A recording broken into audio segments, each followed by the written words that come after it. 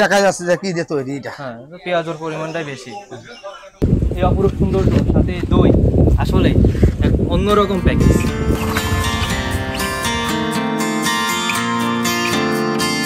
বন্ধুরা, আজকে আমাদের গন্তব্য ঝিনাইদহের সেই বিখ্যাত কাজল মোড়।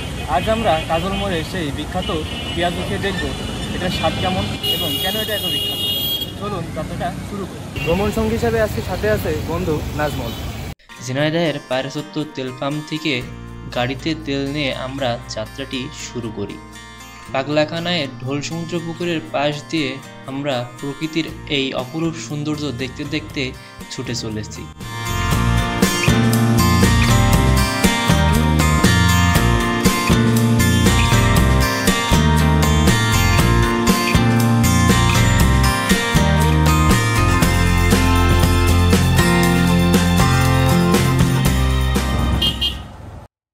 মায়াধরপুর পার হয়ে আমরা সেই কাজল মোড়ে এসে পৌঁছালাম। আমি এখন দাঁড়িয়ে আছি কাজল মোড়ে সেই বিখ্যাত কাজলের পেঁয়াজুর দোকানে। এখানে দূর দূরান্ত থেকে লোকজন ছুটে আসে শুধু এই কাজলের হাতের পেঁয়াজু খেতে। তাই আমরা চলে আসলাম কি আছে এই পেঁয়াজুর মধ্যে তাই দেখার জন্য। চলুন ভিতরে প্রবেশ করা যাক। দোকানের ভিতর প্রবেশ করেই দেখি কাজল ভাই পেঁয়াজু ভাজা শুরু করে দিয়েছে।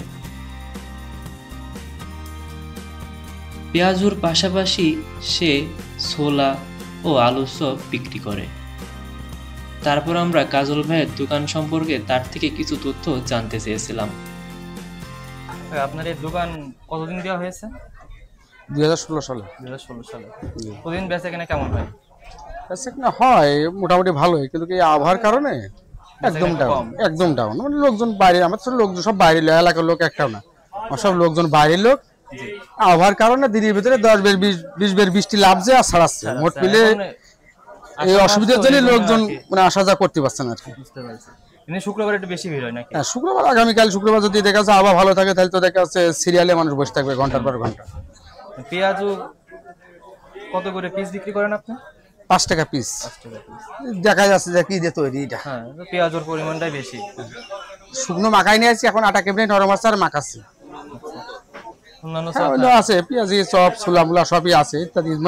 মানে যতটুকু সাধ্য কুলোয়, বেশি তো কুলন যায় না। পেঁয়াজ কাটতে গেলি বহুত ঝামেলা, ছোট জিনিস কাটা ছোলা মেলা ঝামেলা।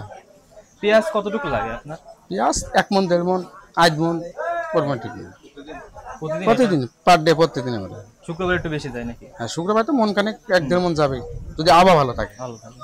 আর আবহাওয়া ভালো না হলেও 10 কেজি যাবে না। আমার বাড়ি কি পাশেই নাকি? হ্যাঁ, আমার বাড়ি যে গ্রামে পরমন্দপুর। আমরা বাড়ি পরমন্দপুর, আর এটা মহল যাচ্ছে কুতুবপুরে। আমরা 10 পিস পেঁয়াজু নিয়েছিলাম। পেঁয়াজু খেতে খেতে রিভিউ দেওয়ার চেষ্টা করি। কেমন লাগছে? পেঁয়াজটা সুন্দর, বাইরে ক্রিস্পি, ভিতরে একটু নরম।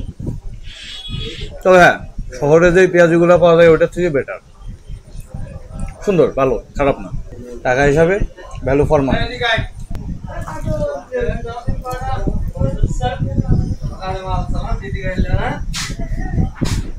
ভালো, খারাপ বলা যায় না।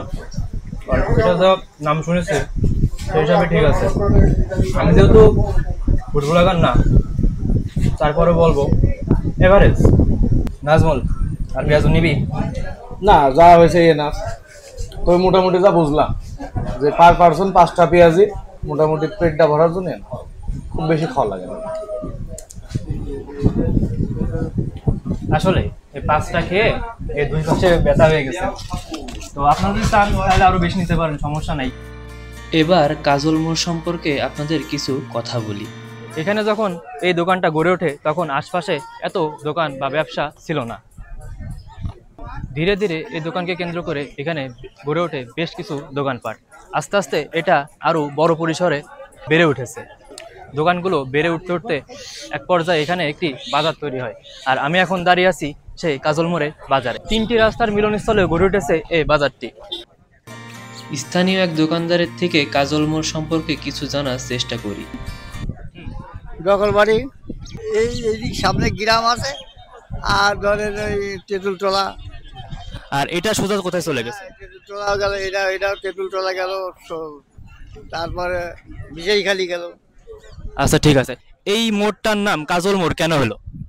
ওই যে ওই ছেলেটা কাজল নাম তো, উনি পেঁয়াজে বড়া হয় তো, ওই থেকেই নাম হয়েছে, ওর থেকেই নাম হয়ে আর কি ওই ব্যবসায়ী ওর নামেই এখন বাজারও চলছে।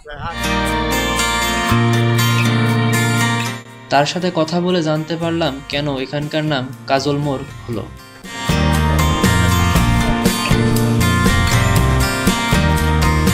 আমরা বৃহস্পতিবারে এসেছি। আজকে এখানে হাটবার, এই জন্য মানুষের আনাগোনা একটু বেশি।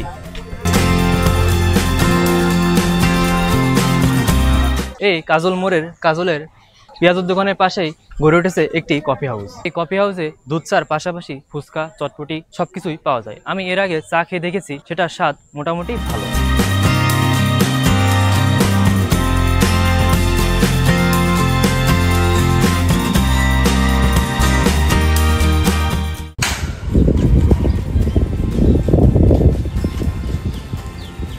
কাজল মোড়ে কাজলের পেঁয়াজ খাওয়ার পরে চাচারে দইটা খেতে অনেক ভালো লাগে।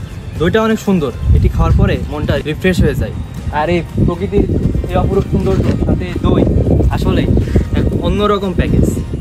আমাদের কাছে যেহেতু মোটরসাইকেল ছিল, এজন্য আমাদের যাত্রাটা আরও সহজ হয়েছে। আপনারা যদি এই কাজল মোড়ে আসতে চান তাহলে বেশ কিছু যানবাহনের মাধ্যম রয়েছে। আপনারা যদি শহর থেকে আসতে চান তাহলে লোকাল যানবাহনে আসতে হবে, তবে সেক্ষেত্রে বেশ বেগ পেতে হবে।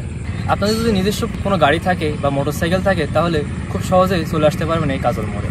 ঝিনাইদহ সদর থেকে এই কাজল মোড় 10 কিলোমিটার দূরে অবস্থিত। আপনারা যদি লোকাল কোনো গাড়িতে আসতে চান তাহলে এটা রিজার্ভ করে আসতে হবে। আপনারা ঝিনাইদহ সদর থেকে 4টি গ্রামের ভিতর দিয়ে এই কাজল মোড়ে আসতে পারবেন। এপাশে পরমানন্দপুর, কুতুবপুর, কৃষ্ণপুর আর মায়াধরপুর, চারিপাশে মাঠ আর সারি সারি গাছের এই প্রকৃতির অপরূপ সৌন্দর্য দেখতে দেখতে আজকের ভিডিওটি এখানেই সমাপ্ত করছি।